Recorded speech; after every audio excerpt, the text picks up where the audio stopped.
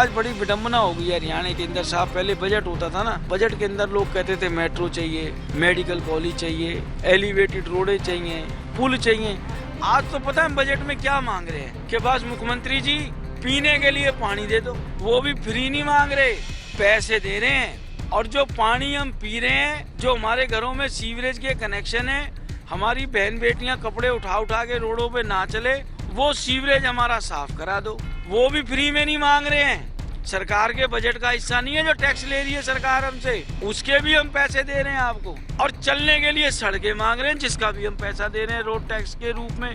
हम तो कोई तीसरी चीज मांग ही नहीं रहे सरकार से। पंजाब केसरी में आप सबका स्वागत है। मैं हूं चंद्रशेखर धरनी। कांग्रेस के विधायक नीरज शर्मा जी हमारे साथ मौजूद है, बातचीत करेंगे। शर्मा जी, आपका स्वागत है पंजाब केसरी में। नमस्कार साहब, नमस्कार। शर्मा जी, जिस प्रकार से बजट सत्र आने जा रहा है, किस प्रकार के बजट की आप उम्मीद करते हैं? देखिए, सबसे पहली बात तो ये है कि मेरा ये मानना है कि आपको कोई बीमारी है तो उस बीमारी को बताना चाहिए। और जिस जनता जनार्दन ने हमें चुन के भेजा है, उससे हमें अपने दिल की बात खोल के बात करनी चाहिए। पहली बात तो हमारे स्पीकर साहब बहुत अच्छी अच्छी परिपाटियां कर रहे हैं, नो डाउट। हम विधायकों की कोरोना कॉलोनी ख़त्म करी। अब की बार बजट सत्र में ऐसी भी बात आ रही है कि जो बजट देने के बाद हमें पढ़ने का समय दिया जाएगा, जो पार्लियामेंट में होता है। भाई, सबसे पहली बात, जो पिछला बजट आया है उसमें जो वादे थे वो कितने % तक हम पहुंचे, हमें इस पे भी चर्चा करनी चाहिए।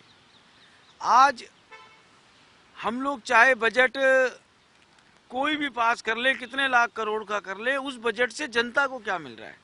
उदाहरण के तौर पे हमारे फरीदाबाद नगर निगम ने 5 साल में लगभग 13,000 करोड़ का बजट पास किया है।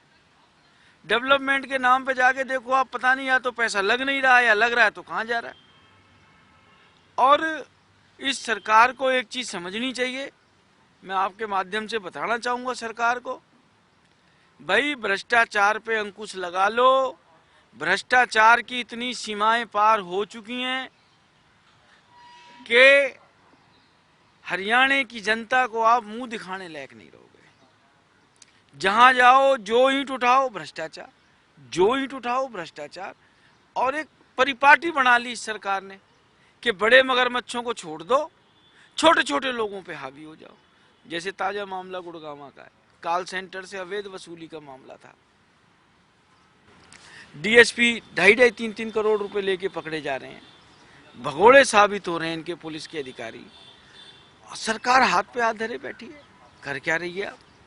और पीछे माननीय गुड़गांव के अंदर कोर्ट ने इतनी सख्त टिप्पणी करी है तत्कालीन सीपी के राव के खिलाफ और उनके खिलाफ कि सरकार को सोचना चाहिए, हमें कुछ करना चाहिए।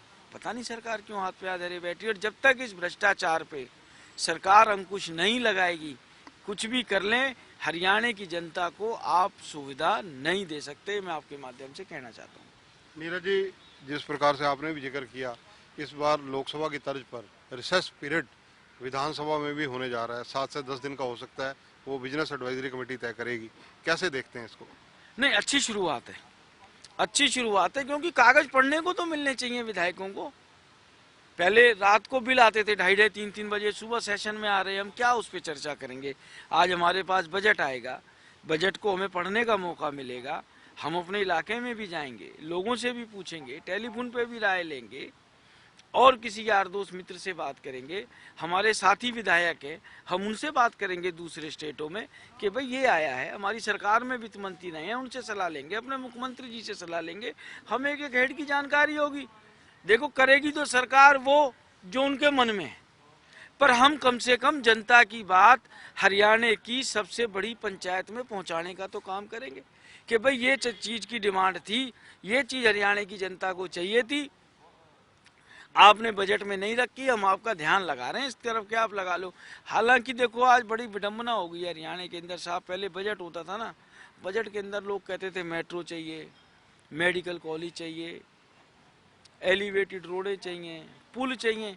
आज तो पता है बजट में क्या मांग रहे हैं कि बस मुख्यमंत्री जी पीने के लिए पानी दे दो। वो भी फ्री नहीं मांग रहे, पैसे दे रहे हैं।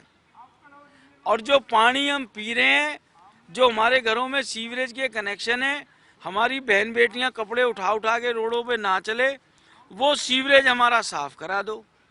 वो भी फ्री में नहीं मांग रहे हैं, सरकार के बजट का हिस्सा नहीं है जो टैक्स ले रही है सरकार हमसे, उसके भी हम पैसे दे रहे हैं आपको। और चलने के लिए सड़कें मांग रहे हैं, जिसका भी हम पैसा दे रहे हैं रोड टैक्स के रूप में। हम तो कोई तीसरी चीज मांग ही नहीं रहे सरकार से, सिर्फ दो ही चीजें मांग रहे हैं कि पीने का पानी दे दो और उस पानी की निकासी के लिए सीवरेज दे दो। क्योंकि जहाँ तक शिक्षा की बात है या स्वास्थ्य की बात है, वो इस सरकार से अब बात करना बड़ी बेईमानी हो गई है।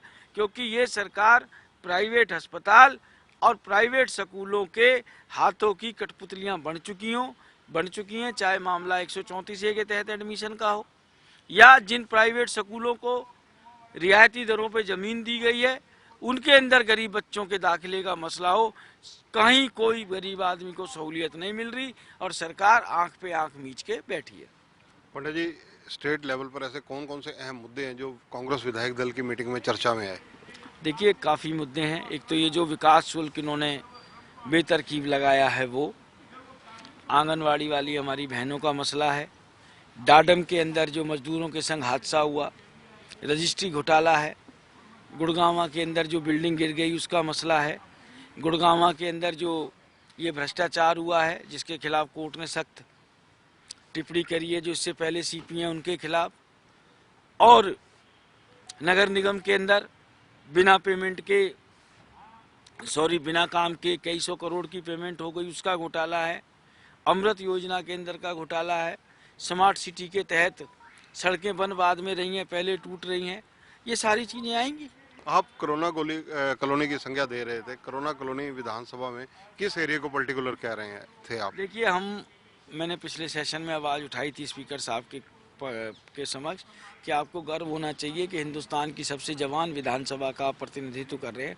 हम 90 में से तकरीबन 41 विधायक प्रथम बार निर्वाचित हुए हैं, किसी भी दल के हो।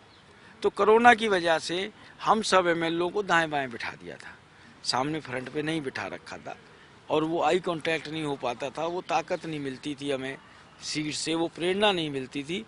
तो अब की बार जैसे पहले व्यवस्था थी, स्पीकर साहब ने वादा किया है कि अब मैं इस तरीके से नहीं बिठाऊंगा, जैसे हम पहले चुन के आए थे जिस तरीके से बैठते थे उसी तरीके से सब विधायकों को। नीरज जी, 13 विधायकों ने स्पीकर साहब से मांग की थी कि वो युवा हैं, पहली बार आए हैं, कांग्रेस के विधायक थे उनमें ज़्यादातर, कि उन्हें बोलने का पर्याप्त मौका नहीं अंदर मिलता विधानसभा में, तो उसके लिए कोई हल निकला?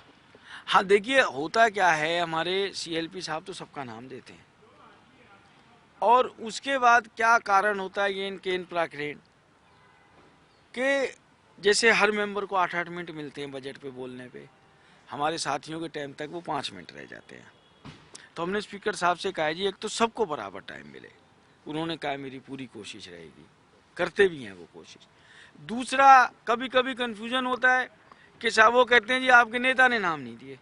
मैंने कहा बाबू जी, जो हमारी पार्टी की तरफ से लिस्ट आ रही है या जजपा की तरफ से आ रही है या बीजेपी की तरफ से आ रही है, आप उसको पढ़ के सुना दो। एक तो विधायकों को सीरियल पता लग जाएगा कि भैया 2 तारीख है, हमारी पार्टी ने 10 वक्ताओं का नाम दिया है, या बीजेपी ने 5 का दिया है, या जजपा ने 4 का दिया है।